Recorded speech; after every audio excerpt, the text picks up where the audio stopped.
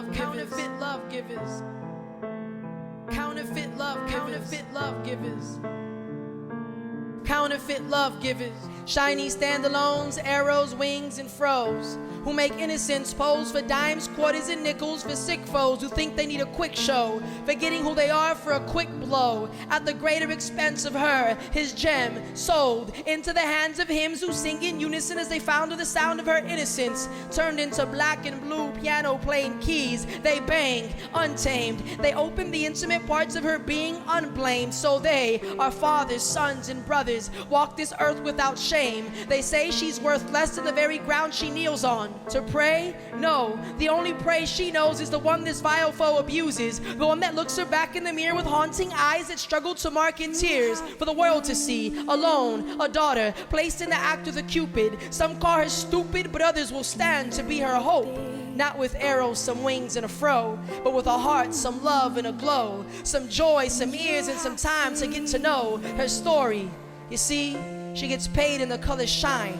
You know, the type that sparkles, the type that makes you want to feel like a kid again, because it means you could spend it on candy. But for innocence, she's been made the candy, licked, chewed, and spit out, bitten and mocked, abused, and left to feel dirty all over again, and again, and again, and again, and again.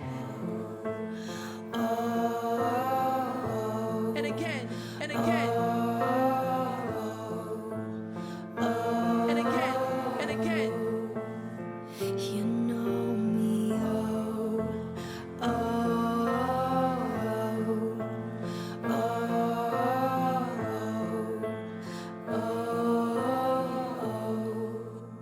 oh. A repetition of acts that continue to contaminate the identity of a him while blurring the identity of a her, innocence, of a mother, a sister, a daughter, a human being, flesh and blood, eyes and ears, soft small hands waiting to be held by a protect her innocence, stories untold and tears uncaught, because our hands, mine and yours, have been too tied up to catch them, while her hands have been too tied up to even know what it feels like to wipe them. Will the hymns of old and the hymns of new rise from the pages of just filled yesterdays, rise from our padded pews and flashy stages and platforms, rise from our air-conditioned offices and our softly cushioned lazy boy's chair that have kept us at ease, rise from silence that introduced us to mute who stole our voice, hymns, rise, so even the blind could feel their way through the rays of our letters, our voices, our words, our gifts, to sing a new song, to become a new hymn for others to sing, but heard by the listening ears of a her,